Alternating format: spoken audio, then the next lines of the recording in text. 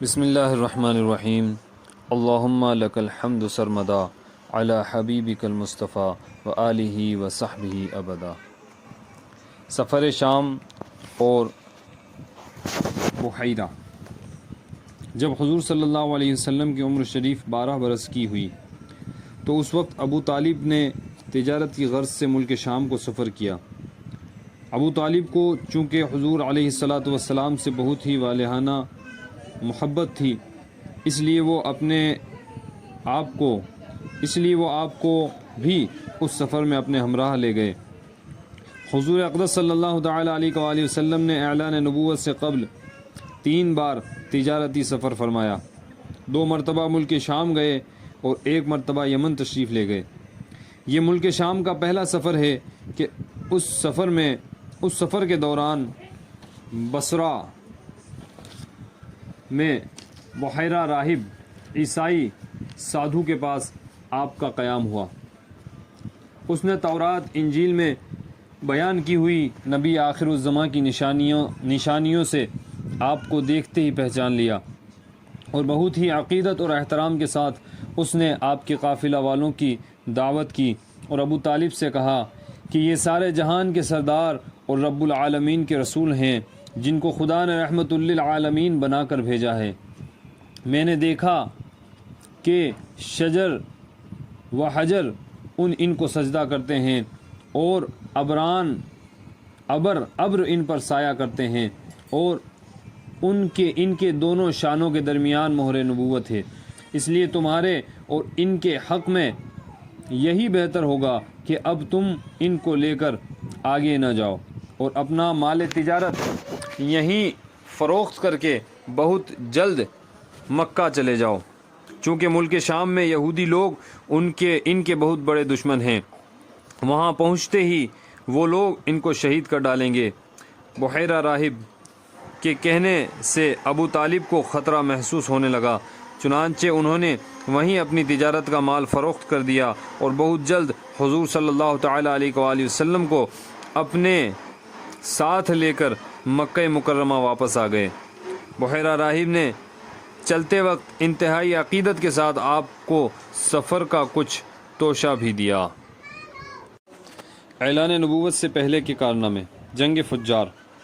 اسلام سے پہلے عربوں میں لڑائیوں کا ایک طویل سلسلہ جاری تھا۔ انہی لڑائیوں میں سے ایک مشہور لڑائی جنگ فجار کے نام سے مشہور ہے۔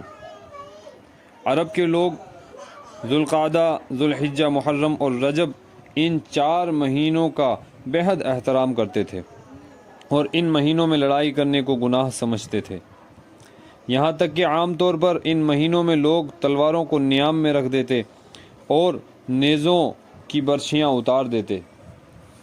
مگر اس کے باوجود کبھی کبھی کچھ ایسے ہنگامی حالات درپیش ہو گئے کہ مجبوراً ان مہینوں میں بھی لڑائیاں کرنی پڑیں، تو ان لڑائیوں کو اہل عرب حروب الفجار، گناہ کی لڑائیاں کہتے تھے۔ سب سے آخری جنگ فجار جو قریش اور قیس کے قبیلوں کے درمیان ہوئی، اس وقت حضور صلی اللہ علیہ وسلم کی عمر شریف 20 برس کی تھی۔ چونکہ قریش اس جنگ میں حق پر تھے، اس لیے ابو طالب وغیرہ اپنے چچاؤں کے ساتھ آپ نے بھی اس جنگ میں شرکت فرمائی، مگر کسی پر ہتھیار نہیں اٹھایا، صرف اتنا ہی کیا کہ اپنے چچاؤں کو تیر اٹھا کر دیتے رہے۔ اس لڑائی میں پہلے قیس اور پھر قریش غالب آئے اور آخر کار صلح پر اس لڑائی کا خاتمہ ہوا۔ اس صلح کو حلف الفضول کہا گیا۔ روز کی لڑائیوں سے عرب کے سینکڑوں گھرانے برباد ہو گئے تھے، ہر طرف بد امنی اور آئے دن کی لوٹ مار سے ملک کا امن و امان غارت ہو چکا تھا۔ کوئی شخص اپنی جان و مال کو محفوظ نہیں سمجھتا تھا، نہ دن کو چین نہ رات کو آرام۔ اس وحشتناک صورتحال سے تنگ آ کر کچھ صلح پسند لوگوں نے جنگ فجار کے خاتمے کے بعد ایک اصلاحی تحریک چلائی، چنانچہ بنو ہاشم، بنو زہرہ، بنو اسد وغیرہ قبائل قریش کے بڑے بڑے سرداران عبداللہ بن جدعان کے مکان پر جمع ہوئے اور حضور صلی اللہ تعالیٰ علیہ وآلہ وسلم کے چچا زبیر بن عبد المطلب نے یہ تجویز پیش کی کہ موجودہ حالات کو سدھارنے کے لیے کوئی معاہدہ کرنا چاہیے۔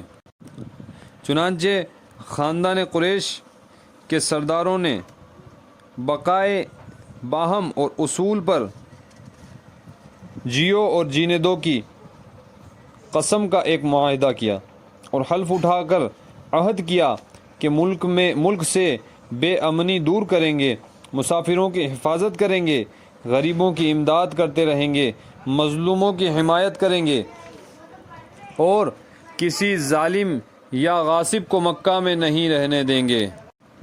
اس معاہدے میں حضور اقدس صلی اللہ علیہ وسلم بھی شریک ہوئے اور آپ کو یہ معاہدہ اس قدر عزیز تھا کہ اعلان نبوت کے بعد آپ فرمایا کرتے تھے کہ اس معاہدے سے مجھے اتنی خوشی ہوئی کہ اگر اس معاہدے کے بدلے میں کوئی مجھے سرخ رنگ کے اونٹ بھی دیتا تو مجھے اتنی خوشی نہیں ہوتی۔